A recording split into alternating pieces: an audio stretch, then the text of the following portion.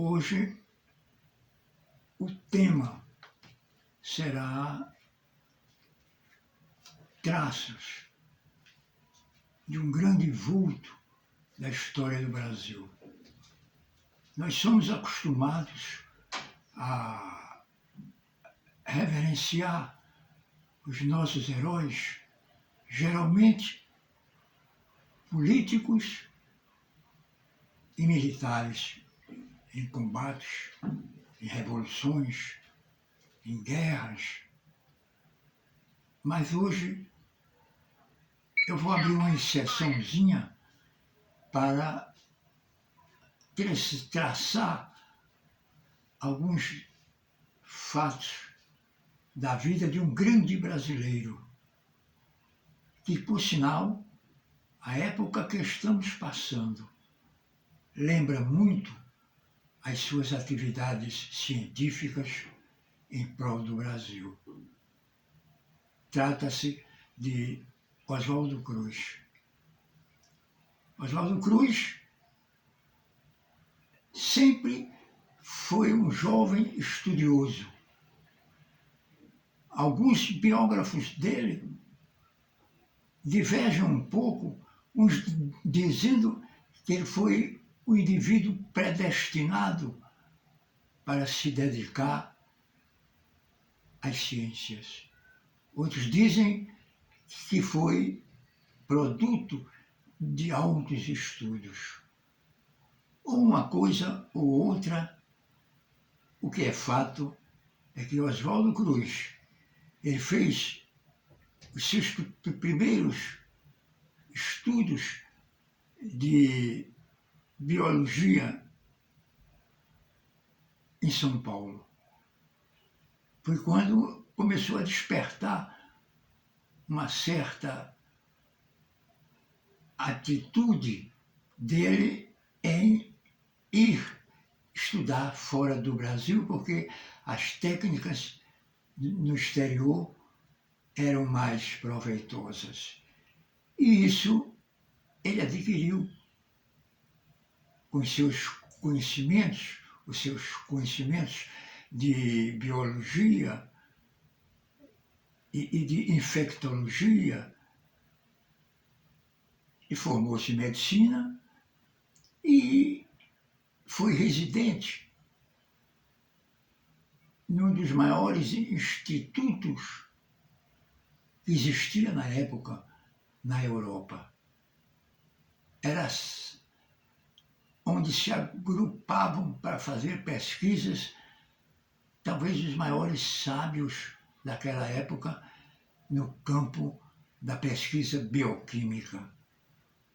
E Oswaldo Cruz foi ao Instituto Pasteur. Esse instituto gosta de um conceito extraordinário, um instituto francês, na França, e que lá passaram grandes vultos da história da evolução da biologia e da bioquímica, como, por exemplo, Fleming e outros mais. Então, o Oswaldo Cruz, ele fez um curso brilhante e lá ele destacou-se ainda mais com suas teses, suas descobertas no campo da microbiologia. E voltando ao Brasil, em pleno governo do princípio da República ainda, o quinto presidente da República, que foi Rodrigues Alves, ele foi convidado para ser ministro da Saúde, porque o Brasil era um país que estava em formação e aparecia doenças, epidemias, tudo que era possível aparecer nesse campo da ciência. É quando começou a proliferar a febre amarela e a doença do rato, e e outras mais.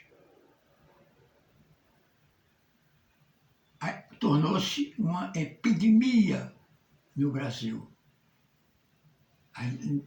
Não se diz como hoje está se dizendo, porque era mais restrito a países isoladamente. E foi necessário fazer uma vacinação. Mas o nosso povo, ele é um povo ainda em formação em matéria de civilização. E tinha uns certos preconceitos e que não admitiu muito a vacinação. A vacinação proposta pelos estudos e também pela maneira com que, e o patriotismo com que Oswaldo Cruz exercia a função de ministro da Saúde para rebelar, para frustrar o processo de evolução dessa epidemia. E com isso, ele criou-se, nessa época, facções contrárias e facções a favor, mas mais a favor a ele. Mas eram mais como gente do povo, o povão, que não era adaptado a isso, uns por medo, outros por ignorância, e assim por diante. Então chegou a um ponto de que teve que decretar-se, por intermédio também de Oswaldo Cruz, a vacinação nos lares e obrigatórias. Quer dizer, e aqueles grupos treinados para vacinar as pessoas nas suas residências, nos lares. Entendeu? E isso aí foi que criou mais uma celeuma, né? O preconceito muito grande na vivência do povo, e principalmente da família. Então, os chefes de família, eles não admitiam que suas mães, suas esposas, suas irmãs e filhas se desse o seu corpo à mostra para ser vacinadas. Muitas vezes até nas nádegas, tudo, eles achavam que isso era uma quebra de moral, quando não é isso. Moral é outra coisa completamente diferente. Aquilo era uma maneira, uma forma científica de evitar com que o povo pegasse as doenças, as epidemias. E houve grande insatisfação, mas mesmo assim o governo não se atemorizou. Fez a vacina obrigatória, celeumas e mais celeumas, confusões e mais confusões, gente sem se vacinar, e isso, graças a Deus, terminou bem e foi sufocada essa crise epidemiológica no território nacional. A peste bubônica, a varíola, a febre amarela, ia aparecendo tudo quanto era troço para atrapalhar. Um país em formação sanitária e o Brasil conseguiu sair desse tipo de situações. Situações que a própria natureza cria. Interessante que Oswaldo Cruz, com um marco da vacinação, porque ele era um técnico, além dele conhecer profundamente a sua especialidade, ele era um homem preparado para as coisas humanas. Era um humanista, acima de tudo. O Brasil teve a oportunidade de ter um cientista humanista. Geralmente, os cientistas são somente presos às ciências. der no que der. Mas Oswaldo Cruz foi diferente. E esses fatos da grandeza de Oswaldo Cruz, salvando o Brasil nos primórdios da República, no quinto presidente da República, estarreceu o mundo. E ele ficou uma pessoa credenciada, não só politicamente, mas cientificamente. Mas o que é até interessante é que, nessa crônica de hoje, eu estou pronunciando ela, exaltando um pouco a lembrança do grande Oswaldo Cruz. Nós estamos numa pandemia. Um vírus, o coronavírus, está em andamento, que agora, que por sinal já está sendo controlado, mas de maneira diferente do tempo de Oswaldo Cruz. Oswaldo Cruz, os governos uniram-se para poder sanar o problema. E nesses tipos de problemas, só a união é quem resolve mais. É a principal dosagem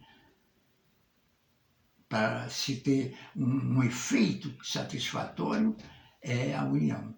Mas a ignorância que eu digo, não é ser bruto, estúpido somente, isso não. É ignorar as coisas. Aliás, Machado de Assis dizia que a ignorância não duvida muitas vezes, porque ele não duvida porque desconhece que ignora. E hoje foi diferente. Hoje em dia, o Brasil está atravessando, graças a Deus, está quase terminando, um período de vencer-se um vírus, mas já no âmbito não só nacional, como pegou Oswaldo Cruz, mas um âmbito internacional.